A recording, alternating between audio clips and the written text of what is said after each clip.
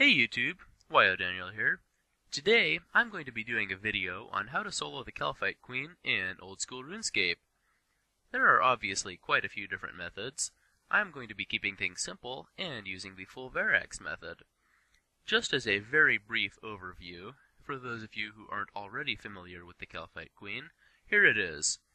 She's at the very end of the Kalphite lair in the desert, a bit west of the Shantae Pass. You have to kill her once in the first phase, where she has 255 hit points, and protects from range and mage. Then you have to kill her again in the second phase, where she has 255 hit points and protects from melee. She does use all three combat styles, so you are typically going to be praying mage, and taking a healthy amount of damage from her range. Now, everybody does this a little bit differently, but this is what I find most effective right now. Here's the gear I use.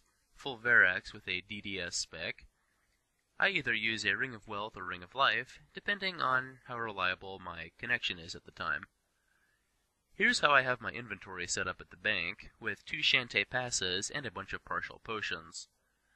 I try to maximize the amount of sharks I bring each time, so I go through the pass once, drop a shark, come back, and I actually pot up for the fight right here in the bank. Then I pull out more sharks, grab the one I dropped, and start running to the boss. You need a rope to get into the dungeon, and then another rope to get into the boss lair.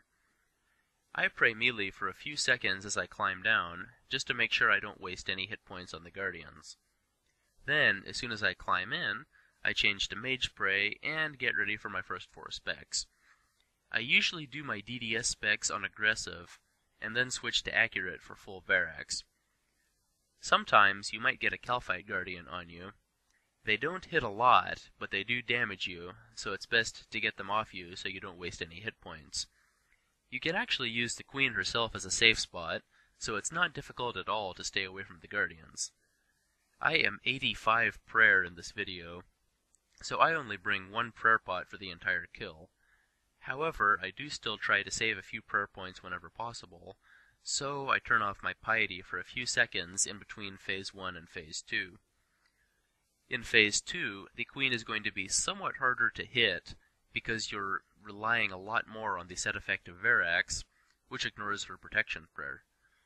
Whenever I do finish her off, I just house tab out, so I can pray, and glory telly back to Al-Kharid to start the next kill.